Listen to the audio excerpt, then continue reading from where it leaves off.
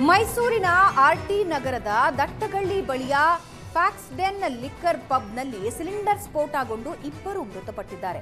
ಜೀವ ಉಳಿಸಿಕೊಳ್ಳೋದಕ್ಕೆ ಕೆಲವರು ಕಟ್ಟಡದಿಂದ ಜಿಗಿದು ಪರಾರಿಯಾಗೋದಕ್ಕೆ ಯತ್ನಿಸಿದ್ದಾರೆ. ಧಗಸ್ತಾ ಇದ್ದ ಜ್ವಾಲೆಯಲ್ಲಿ ಸಿಲುಕಿ ಡಾರ್ಜಿಲಿಂಗ್ ಮೂಲದ ಸಾಹಿನ್ ಮತ್ತು ನೇಪಾಳ ಮೂಲದ ಪ್ರಕಾಶ್ ಬೆಂಕಿಗೆ ಆಹುತಿಯಾಗಿದ್ದಾರೆ. 5ಕ್ಕೂ ಹೆಚ್ಚು ಜನರಿಗೆ ಗಾಯಗಳಾಗಿದ್ದು ಆಸ್ಪತ್ರೆಯಲ್ಲಿ ಚಿಕಿತ್ಸೆ ನೀಡಲಾಗುತ್ತಿದೆ. ಅಗ್ನಿಶಾಮಕ ಸಿಬ್ಬಂದಿ ಹರಸಾಹಸ ಪಟ್ಟು ಬೆಂಕಿ ನಂದಿಸಿದ್ದಾರೆ.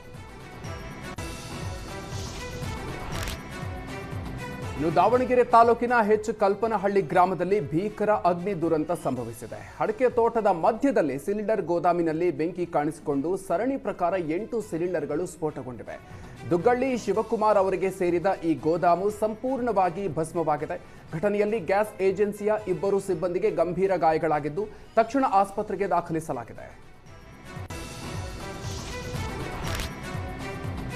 ಬಿಡದಿ ಟೌನ್ಶಿಪ್ ಯೋಜನೆಗೆ ಭೂಮಿ ಸ್ವಾಧೀನ ವಿರೋಧಿಸಿ ರೈತರು ಪ್ರತಿಭಟನೆ ನಡೆಸ್ತಾ ಇದ್ದಾರೆ. ತಿಮ್ಮೇಗೌಡನ ದೊಡ್ಡಿಯಿಂದ ಬೈರಮಂಗಲ ಗ್ರಾಮದವರೆಗೆ ಮಹಿಳೆಯರು, ರೈತ ಸಂಘ, ಮಹಿಳಾ ಸಂಘಟನೆಗಳು, ವಿದ್ಯಾರ್ಥಿಗಳು ಕಾಲ್ನಡಿಗೆ ಜಾಥಾ ನಡೆಸಿದರು.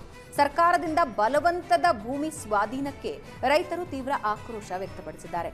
ಸರ್ಕಾರದಿಂದ ಬಲವಂತದ ಭೂಸ್ವಾಧೀನಕ್ಕೆ ಆಕ್ರೋಶ ವ್ಯಕ್ತಪಡಿಸಿದ ರೈತರು ಸಿಎಂ ಡಿಕೆ ಶಿವಕುಮಾರ್ ಮತ್ತು ಸ್ಥಳೀಯ ಶಾಸಕ ಬಾಲಕೃಷ್ಣ ವಿರುದ್ಧ ಆಕ್ರೋಶ ವ್ಯಕ್ತಪಡಿಸಿದರು. ಬಿಡದಿ ಟೌನ್ಶಿಪ್ಗೆ ಭೂಸ್ವಾಧೀನ ವಿರೋಧಿಸಿ ಜೆಡಿಎಸ್ ನಡೆಸ್ತಾ ಇರುವ ಪ್ರತಿಭಟನೆಗೆ ಸಿಎಂ ಡಿಕೆ ಶಿವಕುಮಾರ್ ತಿರುಗೇಟು ನೀಡಿದ್ದಾರೆ.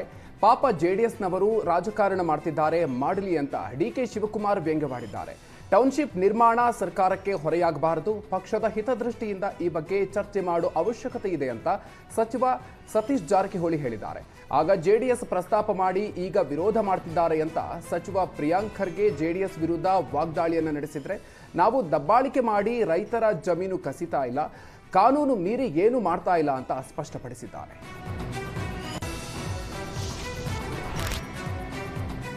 ಬಿಡದಿ ಟೌನ್ಶಿಪ್ ಯೋಜನೆಗೆ ಅಧಿಸೂಚನೆ ಹೊರಡಿಸ್ತಾ ಇದ್ದಂತೆ ಬಿಜೆಪಿ ಕೆಂಡಾಮಂಡಲವಾಗಿದೆ. ಬೊಗಳೆ ಬಿಡೋದಕ್ಕೂ ಮಿತಿ ಬೇಕು, ಬಿಡದಿಯಲ್ಲಿ ರೈತರಿಗೆ ತೊಂದರೆ ಆಗ್ತಿರೋದು ರಾಹುಲ್ ಗಾಂಧಿಗೆ ಕಾಣ್ತಿಲ್ವಾ ಅಂತ ಕಾಂಗ್ರೆಸ್ ವಿರುದ್ಧ ವಿಪಕ್ಷ ನಾಯಕ ಆರ್ ಅಶೋಕ್ ಕಿಡಿಕಾರದ್ರೆ, ಬಿಡದಿ ಭೂಮಿ ಸಂಬಂಧ 90% ರೈತರು ವಿರೋಧಿಸ್ತಾ ಇದ್ದಾರೆ.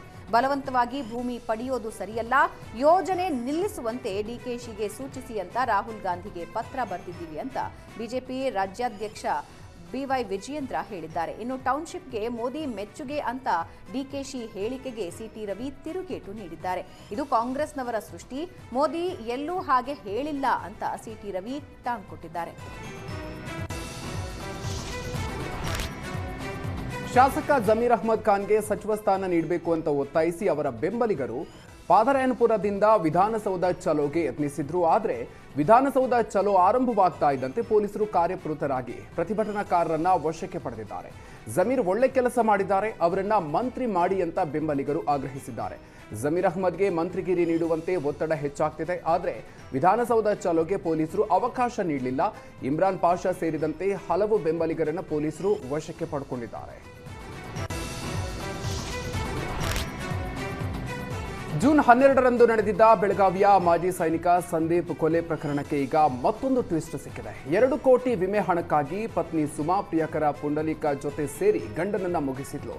ಈ ಕೊಲೆ ಕೇಸ್ ಮುಚ್ಚಿ ಹಾಕಲು ಎಫ್ಎಸ್ಎಲ್ ಅಧಿಕಾರಿಗಳೇ ಹಂತಕರಿಗೆ ಸಹಾಯ ಮಾಡಿದ್ದಾರೆ.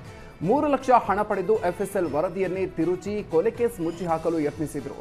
ಪ್ರಕರಣ ಬಯಲಾಗ್ತಾ ಇದ್ದಂತೆ ಬೆಳಗಾವಿ ಎಫ್ಎಸ್ಎಲ್ ಕಚೇರಿಯ senior officer P N Nagaraj, lab assistant Chennayya, ಗುಮಾಸ್ತಾ ಅಪ್ಪಾಸಾಬ್ ನಾಯ್ಕ್ ಅವರನ್ನ ಪೊಲೀಸರು ಬಂಧಿಸಿದ್ದಾರೆ. ಜೊತೆಗೆ ಪೊಲೀಸ್ ಕಮಿಷನರ್ ಕಚೇರಿಯ ಎಫ್ಡಿಎ ಅಶೋಕ್ ಗುಜನಾಳ್ ಕೂಡ ಲಾಕ್ ಆಗಿದ್ದಾರೆ. ಕೊಲೆ ಕೇಸ್ನಲ್ಲಿ ಇಲ್ಲಿವರೆಗೆ ಪತ್ನಿ ಸುಮಾ, ಪ್ರಿಯಕರ ಪುಂಡಲಿಕ, ಸಚಿನ್ ಸೇರಿ 9 ಜನರನ್ನ ಪೊಲೀಸರು ಬಂಧಿಸಿದ್ದಾರೆ. ಮಂಡ್ಯ ಜಿಲ್ಲೆಯ ಕೆಆರ್ಪೇಟೆ ತಾಲೂಕಿನ ಕಚೇರಿ ಮುಂದೆ ರೈತರು ಶಂಖ ಊದಿ ಜಾಗಟೆ ಬಾರಿಸಿ ವಿನೂತನ ರೀತಿಯಲ್ಲಿ ಪ್ರತಿಭಟನೆ ನಡೆಸಿದ್ದಾರೆ. ಕಳೆದ ವರ್ಷ ಟನ್ ಕಬ್ಬಿಗೆ ಕಾರ್ಖಾನೆಯಿಂದ 50 ರೂಪಾಯಿ ಹೆಚ್ಚುವರಿ ಕೊಡಿಸೋದಾಗಿ ಸರ್ಕಾರ ಭರವಸೆ ನೀಡಿತ್ತು. ಕಾರ್ಖಾನೆ ಮಾಲೀಕರಿಗೆ ಹಣ ನೀಡಲು ಆದೇಶಿಸಿದರೂ ರೈತರಿಗೆ ಮಾತ್ರ ಬಾಕಿ ಹಣ ತಲುಪದ ಹಿನ್ನೆಲೆಯಲ್ಲಿ ರೈತರು ಆಕ್ರೋಶಗೊಂಡಿದ್ದಾರೆ. ಕೆಆರ್ಪೇಟೆ ಪಟ್ಟಣದಲ್ಲಿ ಶಂಖ ಊದಿ ಜಾಗಟೆ ಬಾರಿಸಿ ಸರ್ಕಾರದ ವಿರುದ್ಧ ಪ್ರತಿಭಟಿಸಿದರು.